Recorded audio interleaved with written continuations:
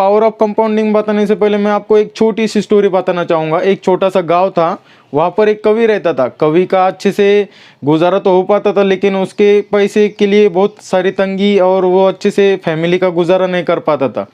तो उस वजह से वो बहुत परेशान रहता था और उसके खाने के लाले भी होने लग गए थे।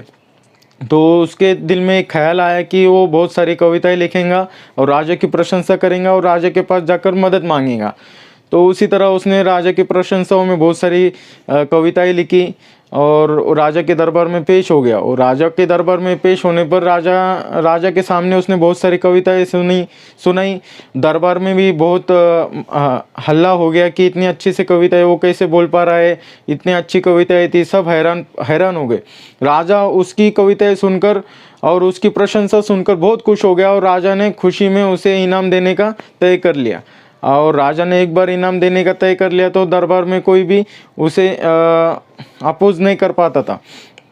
तो राजा ने समझ लिया कि इतनी अच्छी कविता, इतनी अच्छी प्रशंसा की वजह से उसने कहा कि मैं सोने और बहुत सारी संपत्ति से तुम्हें बहुत सम्मानित करूँगा।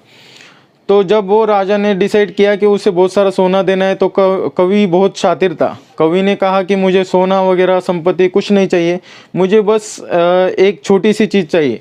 तो कवि के दिमाग में उस समय ऐसा इरादा आया कि उसके सामने एक शतरंज पड़ा हुआ था। तो कवि ने राजा से ऐसा डिमांड किया कि शतरंज के एक खाने में एक चावल रख दीजिए, उसके बाद दूसरे खाने में जाने पर उसे डबल कर मुझे इनाम के तौर पर वो शतरंज का खाना दे दीजिए, जिस तरह से चावल के दाने बढ़ जाएंगे।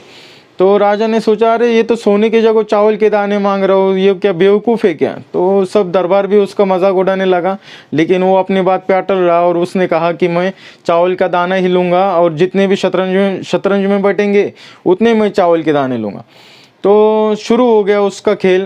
तो राजा ने बहुत सारे सिपाही बुलाए और शतरंज जमा किया। शतरंज के एक खाने पर उसने एक चावल का दाना रख दिया, दूसरे खाने पर 2 चावल के दाने रख दिए, तीसरे खाने पर 4 रख दिए, चौथे खाने पर 8 रख दिए। ऐसा करते करते जब 10वां खाना आया शतरंज का, तो 512 चावल के दाने रख दिए।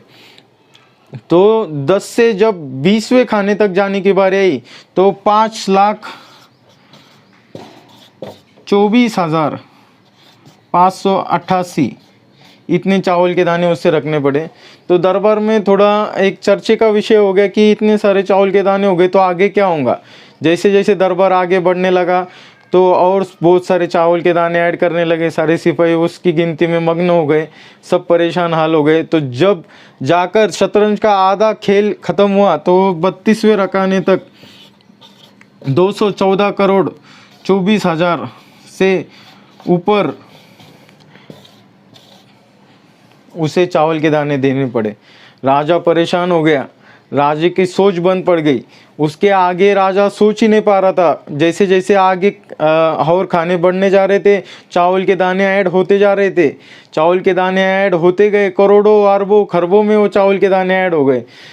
तो राजा आखिरकार पूरा हताश निराश हो गया। राजा ने बोला, अब इसके आगे शतरंज का पूरा खेल भी ख़त्म नहीं हुआ था कि जितने उसके रकाने खाने उसमें चावल के दाने पूरे कंप्लीट ही नहीं कर पाए। राजा ने उसे बहुत विनती की कि मैं इतने ही चावल के दाने दे सकता हूँ, इसके बाद इसके अलावा मेरे पास पूरा राज दरबार है, पूरी मेरी संपत्ति है, उसे मैं आपको देना चाहूँगा, उसके आगे मेरे पास कुछ भी नहीं है। तो कवि बड़ा शातिर था। कवि ने कहा, नहीं बस मुझे आपने जितना दिया, आपने आधा ही दिया तो भी मैं खुश हूँ। तो उस चावल के दानों को, उसके चावल का भंडारों को, जितने भी चावल के दाने हुए 2 अरबों खरबों में, उतना लेकर वो अपने घर पर चला गया और खुशी खुशी ज़िंदगी गुजारने लगा।